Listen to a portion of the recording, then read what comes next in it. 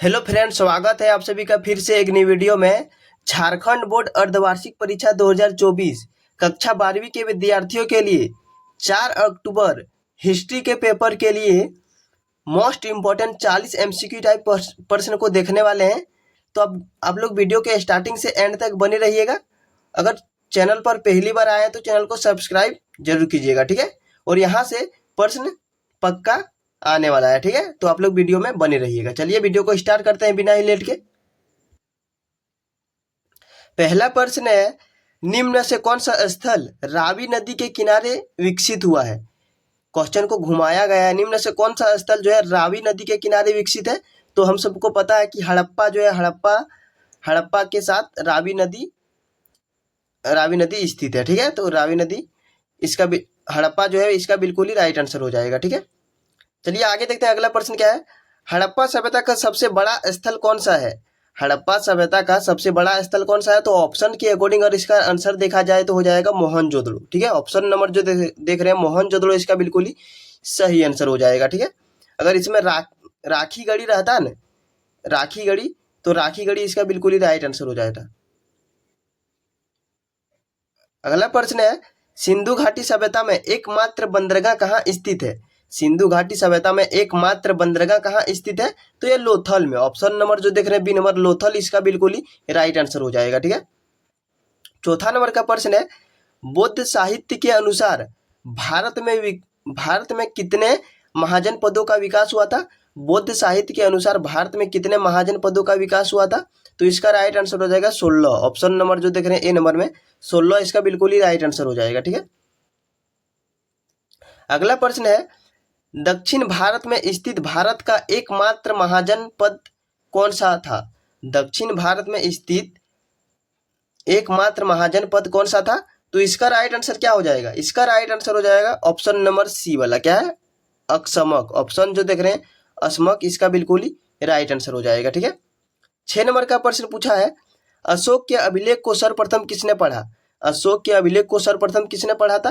तो इसका right answer हो जाएगा जेम्स प्रिंसेप ने। ऑप्शन नंबर जो देख रहे हैं सी नंबर, जेम्स प्रिंसेप ने सर्वप्रथम अशोक के अभिलेख को पढ़ा था, ठीक है। 7 नंबर का प्रश्न है, इंडिका किसकी रचना है। इंडिका पुस्तक के रचनाकार कौन है। तो इसका राइट आंसर क्या हो जाएगा। इंडिका पुस्तक के रचनाकार है मेगास्थनीज। ऑप्शन नंबर जो देख रहे हैं मेगास्थनीज, इसका बिल्कुल ही राइट आंसर हो जाएगा, ठीक है। आप लोग बताइएगा कि अर्थशास्त्र के लेखक कौन है, ठीक है। और अगला प्रश्न है, महाभारत का युद्ध कुरुक्षेत्र में कितने दिनों तक चला था। महाभारत का युद्ध जो चला था कौरव और पांडवों के बीच में, तो कितने दिनों तक चला था। तो कुल मिलाकर 18 दिनों तक चला था। ऑप्शन नंबर जो देख रहे हैं 18, इसका बिल्कुल ही सही आंसर हो जाएगा, ठीक है। अगला प्रश्न है, स्तूप किस धर्म से संबंधित है। स्तूप जो है किस धर्म के अंतर्गत आता था। तो इसका राइट आंसर हो जाएगा बौद्ध धर्म। ऑप्शन नंबर जो देख रहे हैं डी नंबर, बौद्ध धर्म, इसका बिल्कुल ही राइट आंसर हो जाएगा, ठीक है। और आप सभी को इसका पीडीएफ चाहिए तो आप सभी को डिस्क्रिप्शन में टेलीग्राम का लिंक होगा वहीं से पीडीएफ को आसानी से प्राप्त कर सकते हैं, ठीक है। 10 नंबर का प्रश्न है, महावीर स्वामी का जन्म कहाँ हुआ था। महावीर स्वामी का जन्म जो है कहाँ हुआ था। तो पिछले वीडियो में भी बताए थे, महावीर स्वामी का जन्म जो हुआ था कुंडग्राम में हुआ था, ठीक है, या फिर कुंडलग्राम बोल सकते हैं, या फिर ऑप्शन में अगर वैशाली रहे ना तो वैशाली भी ऑप्शन में रह सकता है, ठीक है। तो आप लोग ऑप्शन के अकॉर्डिंग टिक कीजिएगा। अगला प्रश्न है, मुक्तिदाता की कल्पना बौद्ध धर्म की किस शाखा में की गई है। यानी कि मुक्तिदाता की कल्पना बौद्ध धर्म की किस शाखा में की गई है। तो इसका राइट आंसर क्या हो जाएगा। इसका राइट आंसर हो जाएगा महायान। ऑप्शन नंबर जो देख रहे हैं महायान, इसका बिल्कुल ही राइट आंसर हो जाएगा। उसके बाद 12 नंबर का प्रश्न है, पुराणों की संख्या कितनी है। हिंदू धर्म में जो पुराणों की संख्या कितनी है। तो पुराणों की संख्या है 18। ऑप्शन नंबर जो देख रहे हैं आप सभी डी नंबर 18, इस प्रश्न का बिल्कुल ही राइट आंसर हो जाएगा, ठीक है। अगला प्रश्न देख लेते हैं, अल बरूनी किस भाषा का जानकारी नहीं था। यानी कि अल बरूनी को किस भाषा का जानकारी नहीं था। तो उसको जो है यूनानी भाषा का जानकारी नहीं था। ऑप्शन नंबर जो देख रहे हैं यूनानी भाषा का इसको जानकारी नहीं था, ठीक है। अगला प्रश्न है 14 नंबर का प्रश्न है, इब्न बतूता ने किस पुस्तक की रचना की थी। इब्न बतूता के द्वारा कौन सी पुस्तक की रचना की गई थी। तो इसका राइट आंसर क्या हो जाएगा। इसका राइट आंसर हो जाएगा रेहला नामक पुस्तक की रचना की थी, ठीक है। अगला प्रश्न देखते हैं क्या है। अगला प्रश्न है पीर का अर्थ क्या है, यानी कि पीर का अर्थ क्या होता है। तो इसका अर्थ क्या होता है, इसका अर्थ होता है, चलिए 15 नंबर का प्रश्न देखते हैं क्या है। हाँ, पीर का अर्थ क्या होता है। पीर का अर्थ होता है शायद गुरु। ऑप्शन नंबर जो देख रहे हैं गुरु, हाँ क्या होगा इसका, गुरु होगा, ठीक है। ऑप्शन नंबर ए वाला हो जाएगा, ठीक है। ए नंबर इसका बिल्कुल ही राइट आंसर हो जाएगा, ठीक है। चलिए आगे देखते हैं अगला प्रश्न क्या है। अगला प्रश्न है प्रसिद्ध सूफी संत मोइनुद्दीन चिश्ती का दरगाह कहाँ स्थित है। देखिए यहाँ पर मोइनुद्दीन चिश्ती का दरगाह पूछा गया है। मोइनुद्दीन चिश्ती की दरगाह अगर पूछा जाए तो इसका राइट आंसर हो जाएगा अजमेर, ठीक है। ऑप्शन नंबर जो देख रहे हैं अजमेर इसका बिल्कुल ही राइट आंसर हो जाएगा, ठीक है।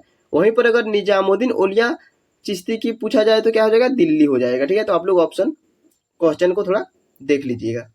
17 नंबर का प्रश्न है अलवार संप्रदाय के लोग किस देवी की उपासना करते थे। अलवार संप्रदाय के लोग किस देवता की उपासना करते थे। तो इसका राइट आंसर हो जाएगा विष्णु। ऑप्शन नंबर जो देख रहे हैं ए नंबर, विष्णु इस प्रश्न का बिल्कुल ही राइट आंसर हो जाएगा, ठीक है। 18 नंबर का प्रश्न बहुत ही इंपॉर्टेंट प्रश्न है और बार बार एग्जाम में पूछा ही जाता है। विजयनगर साम्राज्य के संस्थापक कौन थे। विजयनगर साम्राज्य के संस्थापक कौन थे। तो हरिहर और बुक्का दोनों भाइयों ने मिलकर इसकी स्थापना जो कि सन 1336 ईस्वी में की थी, ठीक है। तो आप लोग याद कर लीजिएगा कब किया था इसका स्थापना, 1336 में, ठीक है। 19 नंबर का प्रश्न देखते हैं क्या है। तेलुगु साहित्य अमुक्तमाल्यद की रचना किसने किया था। तेलुगु साहित्य अमुक्तमाल्यद की रचना किनके द्वारा किया गया था। तो इनकी रचना जो है कृष्णदेव राय के द्वारा किया गया था, ठीक है, जो कि विजयनगर साम्राज्य का प्रसिद्ध शासक था ये, ठीक है। 20 नंबर का प्रश्न है अकबरनामा की रचना किसने किया था। अकबरनामा की रचना किनके द्वारा किया गया था। तो इसका राइट आंसर क्या हो जाएगा, इसका राइट आंसर हो जाएगा अबुल फजल। अबुल फजल के द्वारा अकबरनामा की रचना किया गया था, ठीक है। 21 नंबर का प्रश्न है संथाल विद्रोह कब हुआ था, यानी कि संथाल विद्रोह की शुरुआत कब हुई थी। संथाल विद्रोह की शुरुआत 1855 में हुई थी, ठीक है। इसका प्रमुख नेता था सिद्धू कानू, ठीक है। तो आप लोग याद कीजिएगा, इसका प्रमुख नेता था सिद्धू कानू। आगे देखते हैं अगला प्रश्न क्या है। दामिन ए को क्या है। तो दामिन ए को क्या कहा जाता है। तो ये जो है संथालों की भूमि है, ठीक है। ऑप्शन नंबर जो देख रहे हैं सी नंबर, संथालों की भूमि इसका बिल्कुल ही राइट आंसर हो जाएगा, ठीक है। चलिए आगे देख लेते हैं अगला प्रश्न क्या है। अगला प्रश्न है 23 नंबर का प्रश्न है 1793 में जब अस्थायी बंदोबस्त लागू हुआ था उस समय बंगाल का गवर्नर जनरल कौन था। यानी कि अस्थायी बंदोबस्त जो कि 1793 में लागू हुआ था उस समय बंगाल का गवर्नर जनरल कौन था। तो इसका राइट आंसर हो जाएगा कॉर्नवालिस, लॉर्ड कॉर्नवालिस, ठीक है। ऑप्शन नंबर जो देख रहे हैं बी नंबर, इसका बिल्कुल ही राइट आंसर हो जाएगा, ठीक है। 24 नंबर का प्रश्न देख लेते हैं 1857 का विद्रोह का प्रारंभ कहाँ से हुआ था। यानी कि 1857 का विद्रोह का प्रारंभ सर्वप्रथम कहाँ से हुआ था। तो इसकी शुरुआत हुई थी मेरठ से, ठीक है। ऑप्शन नंबर जो देख रहे हैं बी नंबर, मेरठ इस प्रश्न का बिल्कुल ही राइट आंसर हो जाएगा, ठीक है, मेरठ। चलिए आगे देखते हैं 25 नंबर का प्रश्न सहायक संधि व्यवस्था को किसने प्रारंभ किया था। सहायक संधि व्यवस्था को सर्वप्रथम किनके द्वारा प्रारंभ किया गया था। तो इसका राइट आंसर क्या हो जाएगा, 25 नंबर का राइट आंसर हो जाएगा ऑप्शन नंबर ए वाला, क्या है, वेलेजली। वेलेजली इसका बिल्कुल ही राइट आंसर हो जाएगा। 26 नंबर का प्रश्न देख लेते हैं चोरी चोरा कांड कब हुआ था। देखिए इस प्रश्न में बहुत ही कम कंफ्यूजन रहता है, ठीक है, जो कि चोरी चोरा कांड कब हुआ था। तो यह हुआ था सर्वप्रथम 4 फरवरी 1922 में, ठीक है। 4 फरवरी 1922 बिल्कुल ही राइट आंसर हो जाएगा इसका, ठीक है। और 27 नंबर का प्रश्न है महात्मा गांधी के राजनीतिक गुरु कौन थे। पिछले वीडियो में भी देखे थे कि महात्मा गांधी के राजनीतिक गुरु कौन थे। तो ये प्रीवियस ईयर क्वेश्चन है, गोपाल कृष्ण गोखले, ठीक है, गोपाल कृष्ण गोखले जो कि महात्मा गांधी के गुरु थे, ठीक है। 28 नंबर का प्रश्न है भारतीय संविधान सभा के स्थायी अध्यक्ष किसे नियुक्त किया गया था। यानी कि भारतीय संविधान सभा के स्थायी अध्यक्ष कौन नियुक्त हुए थे। तो इसका राइट आंसर हो जाएगा doctor Rajendra Prasad. Option number जो देख रहे हैं डॉक्टर राजेंद्र प्रसाद, इसका बिल्कुल ही राइट आंसर हो जाएगा, ठीक है। 29 नंबर का प्रश्न देख लेते हैं भारतीय संविधान कब लागू हुआ था। देखिए भारतीय संविधान कब लागू हुआ था। तो भारतीय संविधान जो है 26 जनवरी 1950 को लागू हुआ था। 29 नंबर का जो है डी नंबर देख रहे हैं, यह जो तैयार हुआ था 26 नवंबर 1949 को यह तैयार हो गया था, ठीक है। लेकिन यह लागू हुआ था 26 जनवरी 1950 को, ठीक है। और अंतिम प्रश्न देख लेते हैं, संविधान के निर्माण में कितना समय लगा, यानी कि संविधान के निर्माण में कुल कितना वर्ष समय लगा था, तो 2 वर्ष 11 महीना 18 दिन, यानी कि ऑप्शन नंबर जो देख रहे हैं आप सभी, बी नंबर 2 वर्ष 11 महीना 18 दिन इसका बिल्कुल ही राइट आंसर हो जाएगा, ठीक है। उम्मीद करते हैं आप सभी को वीडियो अच्छा लगा होगा, तो अच्छा लगा हो तो एक लाइक जरूर कीजिएगा, ठीक है, क्योंकि आपके एक लाइक से हमें बहुत ही खुशी मिलती है, ठीक है। चलिए मिलते हैं नेक्स्ट वीडियो में, तब तक के लिए जय हिंद जय भारत।